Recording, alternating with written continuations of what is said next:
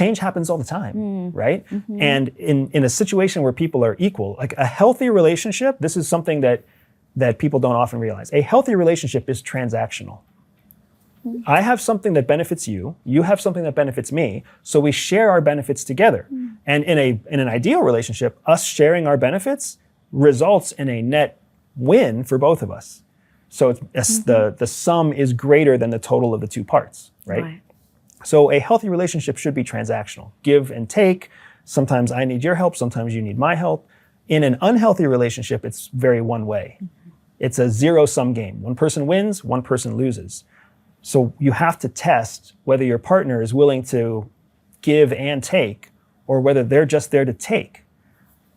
Going, again, back to the empirical evidence of the predominance of ISFJ women, and I know that there's lots of different types of codes, and there are women of all types of Myers-Briggs personality types, but the empirical evidence is 1 in 5 women is ISFJ. That ISFJ, she feels like she should trust this person, even though what she's seeing and what she's hearing tells her she shouldn't trust that person. She feels like she should, she sees that she shouldn't, but then she falls on her J, which tells her that as a woman in Western society, it's the right thing to do to give the benefit of the doubt. It's the right thing to do to give somebody a second chance. It's the right thing to do to let them prove themselves. And it's a tricky and difficult place to be. The more you test, the more you learn.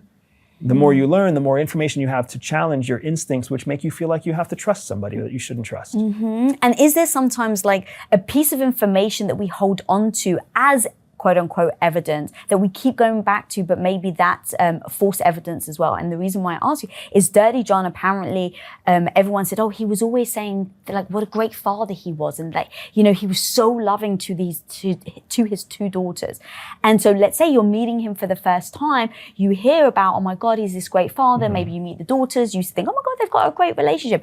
Then you see signs on the contrary, but you keep going back to maybe false evidence that no, but I must be imagining it because he's clearly an amazing father. So what you're talking about now is something we call the relevancy principle. The relevancy principle dictates that whatever is the most relevant should carry the most empirical weight.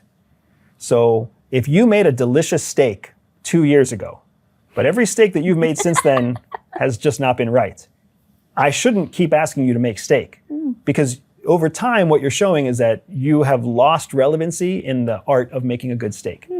It's the same thing with Dirty John. Could he have been a good father? Sure. Could he have been a good father 4 days ago? Sure. But what is he today? And what is he most often? What is the most relevant piece of information that you're getting?